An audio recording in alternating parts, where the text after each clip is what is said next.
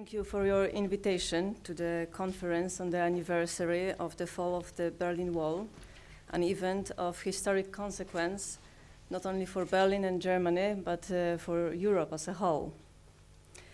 The Berlin Wall was preceded by a much bigger tragedy, the Second World War, the culmination point of which, especially for civil victims, was Auschwitz and Holocaust. I appreciate that during this conference there is room for the archaeology of the Berlin Wall, of which Auschwitz was a predominant symbol. This is what connects our histories and our geographies. It is important that we remember history of our countries, not only because of the facts from the past, but to understand mankind, the identity of mankind, and to build references to threats and challenges, and to reflect on our contemporary active responsibility for the world.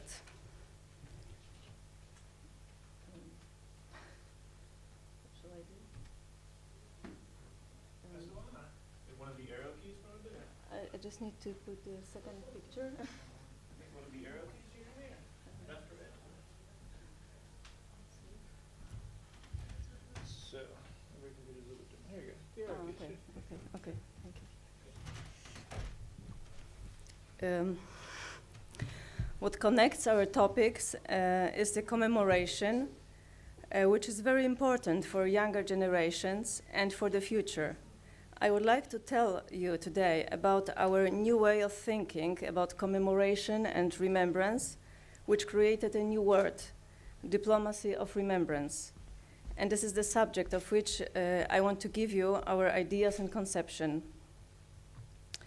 But I will start with a short mentioning of the history of Holocaust. Konzentrationslager Auschwitz, or the Auschwitz concentration camp, was established by German Nazis on the outskirts of the town of Oświęcim, renamed Auschwitz after its incorporation into the Third Reich, and providing the name for the camp. The Nazi German Auschwitz concentration camp was set up in 1940 for Polish political prisoners and began to function also as an extermination camp center for the Jews in 1942. Due to these two roles and the predominant number of Jews and Poles in the general number of victims of the camp, its history may be divided into two periods. June 1940 till the middle of 1942, when most of those deported and killed there were Poles, and from the middle 1942 till 1944, when most of those deported and killed there were Jews. Auschwitz had the function of the primary Nazi extermination center for Jews from European countries occupied by Third Reich or dominated by its allies. Those incarcerated and murdered in the camp included also the Roma, Soviet prisoners of war, and prisoners of more than 20 nationalities. At the end of the war, the SS men, in an attempt to cover up the traces of their crimes, began dismantling and destroying the gas chambers, crematoria, and other facilities, as well as burning documents. Prisoners capable of walking were evacuated deep into the Reich. Those who remained in the Nazi German concentration and extermination camp were liberated by soldiers of the Red Army on the 27th of January 1945. In this camp, during the Second World War, there were 900,000 Jews murdered in the gas chambers immediately after the arrival at the camp. And of the 400,000 prisoners registered in the camp, 200,000 people died there. They included 100,000 Jews, 70,000 Poles, 21,000 Roma, 14,000 Soviet prisoners of war, and more than 10,000 prisoners of other nationalities. These are over 1 million individual tragedies. The Auschwitz-Birkenau State Museum was established in the area of the former concentration camp only 2 years after the war, in 1947 on the initiative of former prisoners of Auschwitz. The site was included in the UNESCO World Heritage List in 1979. The contemporary memorial site includes, among others, the collections, archives, conservation labors. It is the Research, Education, and Publishing Center. It is the best preserved evidence of the greatest fall of mankind and an enormous tragedy in the history of Europe. This is a symbol of the whole Shoah history and symbol and place of genocide in the world.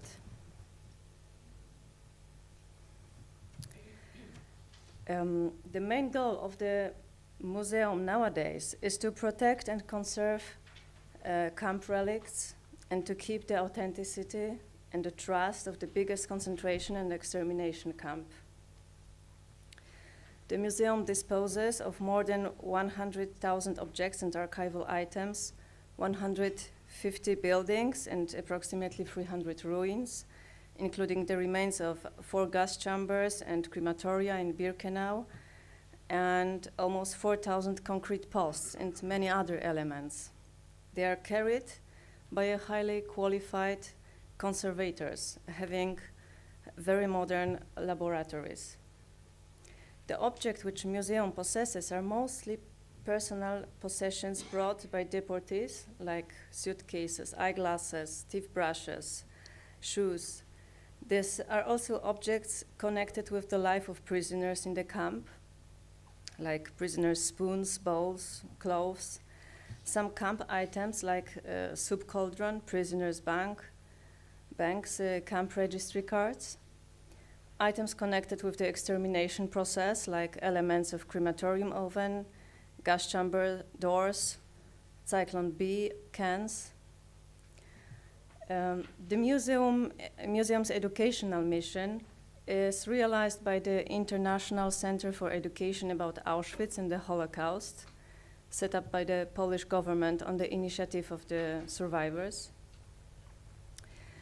Only at the Auschwitz Memorial it is authentically possible not only learn about the facts of the concentration camp, but also to personally see the evidence of the extermination. The center organizes also postgraduate studies, seminars, conferences, stays and study trips, workshops for teachers and students from all over the world. The museum possesses a huge collection of art connected with the Auschwitz camp, which is very unique. The archive collection includes tens of thousands of camp documents, almost 40,000 negatives of photographs of newly registered prisoners, as well as many family photos of Jews deported to Auschwitz for extermination.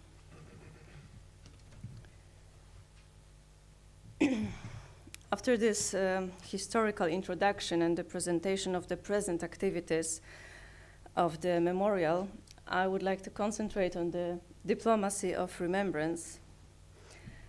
The mission of diplomacy of remembrance at the Auschwitz-Birkenau Memorial is to improve knowledge about Auschwitz and the Holocaust as a warning to the contemporary world. We operate in the fields of culture, art, protection of freedom, human rights. Together we believe that we can counteract racism, hatred, and intolerance and participate in building responsible, committed, conscious, and engaged societies. To pass a message of survivors is indirectly a way to prevent anti-Semitic, racistic, intolerant, and violent behavior. We still have in Europe the Holocaust denial, anti-Semitism is growing, discrimination is growing. There was a genocide on a Muslim Rohingya in Burma just 2 years ago. The reaction in the world was nearly none.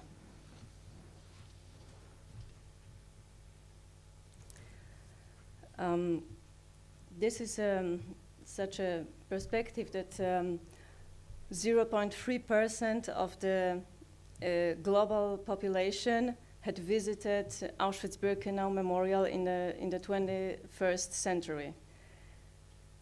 We might be very proud, in fact, of the number of visitors. No other museum in Poland has so many visitors. But still there are many people who never visited the place and who will never come to visit Auschwitz. As a museum, we are not able to reach millions of people around the world, so we will convey our message outside. This is why we pay attention on building an extensive international network of people engaged in promoting the history and commemoration with a goal to create more responsibility and awareness. We are searching for active people and partners, institutional partners, NGO partners, individual people. Also in a smallest country, in a smallest town, in any country, through them we could achieve the local society and bring there some educational projects. This graph presents the number of visitors in the last 18 years. As you see, the number is growing every year. In 2016, we reached over 2 million visitors. Most of the visitors are accompanied by the qualified educators in already 21 languages. The growing number of visitors, although the time is moving us away from the history of Auschwitz, means for us that the meaning of the memorial is growing.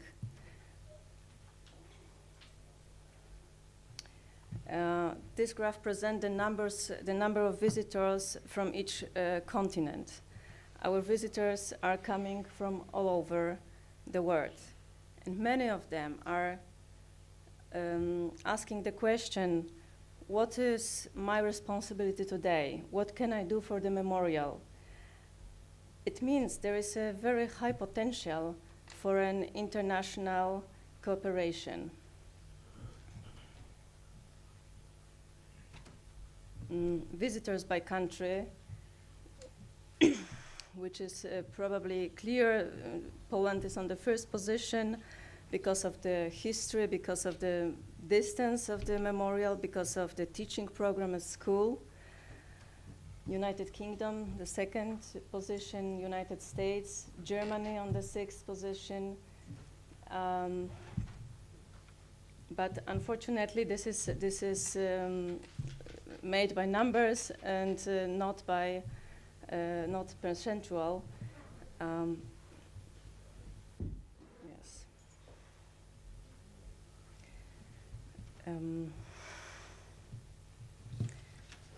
Right.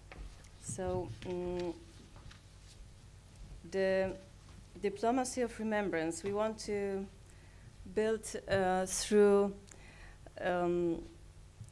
international cooperation, built on local activists. We want to reach people from many countries. We want to reach people or institutions who are ready to engage into this subject, who sees the importance of this topic. And we also want to appoint the honorary ambassadors and honorary consuls of the Auschwitz-Birkenau Memorial.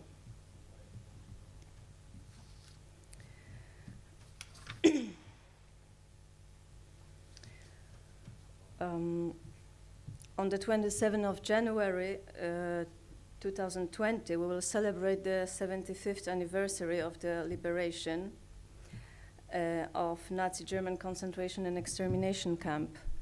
We need to take into account that this is probably going to be the last round anniversary with participation of the witnesses of Auschwitz.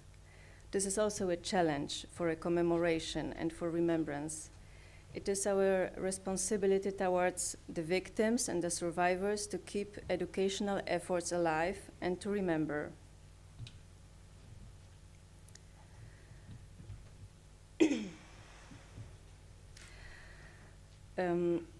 For the cooperation with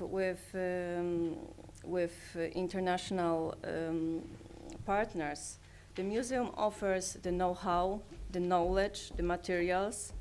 We offer educative exhibitions, teaching materials.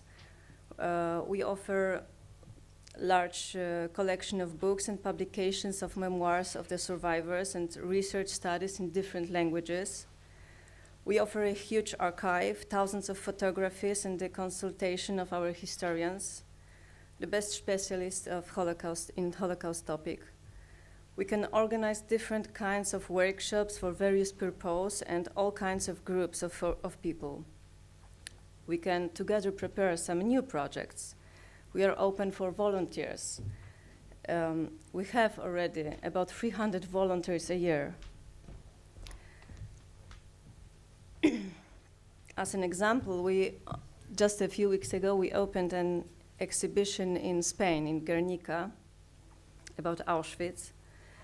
And this exhibition, this educational exhibition, is of course connected with some workshops for teachers and for students. And this exhibition will be presented in many other cities of Spain in the next year. In listening to the call of the survivors, we invite you to actively participate in the activities of the international community fostering the memory of the extermination of European Jews, the tragedy of the Poles, Roma, Soviet prisoners of war, and other groups of victims. The message of survivors is an obligation for all of us not to stay passive towards different kinds of tragedies, aggressions, racism, genocides, which are happening next to us. I would like to invite you again to get engaged in the diplomacy of remembrance so we can together commemorate the victims and the survivors of the Holocaust and prevent further violence and racism in the world. We must remember the words of the Auschwitz survivor and Nobel laureate Elie Wiesel, never be indifferent. Thank you very much.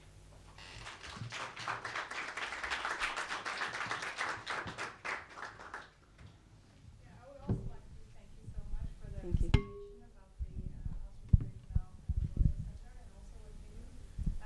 It's really interesting, I think. So, do we have any questions from the audience?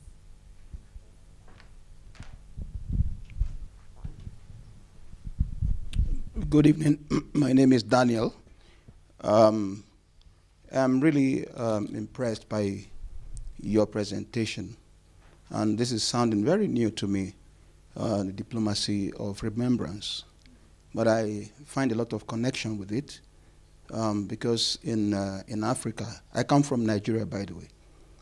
Nigeria fought a very bitter civil war for 3 years, and at the end of the war, the government of the day said there's no victor, no vanquished. But then you discover that like you have the Holocaust denial, you also have the massacre denial. And now that you're trying to build a network of those who are involved in preserving these memorials, and I know that this issue of massacre denial is not only in Nigeria, but in many countries of Africa and some other continents. How do you intend to establish this network where the government of the day sees such movement as anti-government? What advice do you give to people who are willing to get involved in that network? In that network of diplomacy of remembrance? Yes. Thank you. We are, it's a quite new word, diplomacy of remembrance. We found it in our museum. We thought this is a correct name for this art of activity, and so we are very open for cooperation with all countries. You can contact us. We can talk about detailed cooperation. We are trying to reach, through our cooperation, we are trying to reach different NGOs in the world, individual people, institutions, So this might be the way to find a cooperation.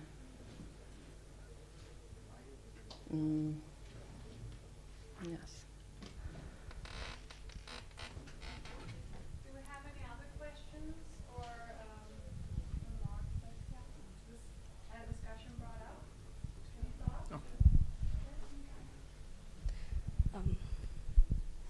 Hello, thank you very much for your presentation.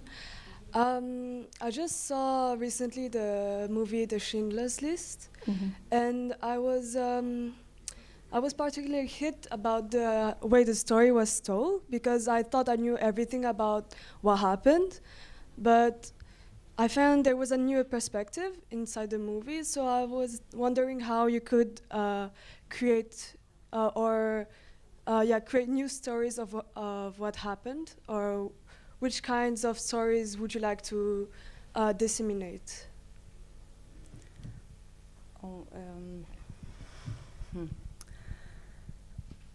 I'm not sure if I understand correct your question. There are lots of stories from Auschwitz, which are very, very important and which are very moving, and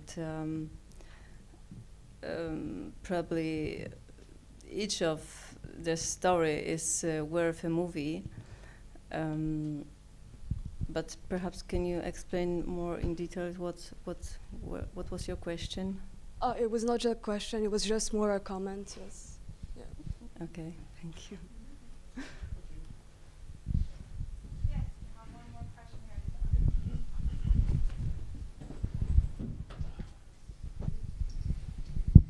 here. You are doing great and important job. I have two questions. First of all, as I saw your target group, as we can call people who are coming there, most simple people. I mean, did you try to bring them some officials, I can not say decision makers, but people who can have more interfere to the process than such things can not more, what you had this slogan, huh? Not happen more. I mean, members of parliament, or you can do some maybe forum or congress there, like we have here for like 30 years anniversary of fall, or someone. It was happened maybe 50 or maybe something like 60 years ago. First question. And second, Auschwitz, it's not just one independent place. It's part of system. What I was reporter in one program by American Jewish Committee. There are a lot of memorials. For example, memorial in Washington. It's huge. Memorial of Shoah, Holocaust in Los Angeles, and many other places. Do you have some relations there? Are you coordinating your activity with them? For example, Spielberg Foundation in Universal Picture, the middle place, they have a lot of testimonies of survivors there. Hundred thousands. Do you have also cooperation with them? Thank you. Yes, we do have cooperation with many institutions in the world, with universities, with museums or organizations who are connected in any way with Second World War. We do cooperate with Holocaust Museum in Washington. We do cooperate with Spielberg Foundation, with Yad Vashem in Jerusalem, and with many others institutions. And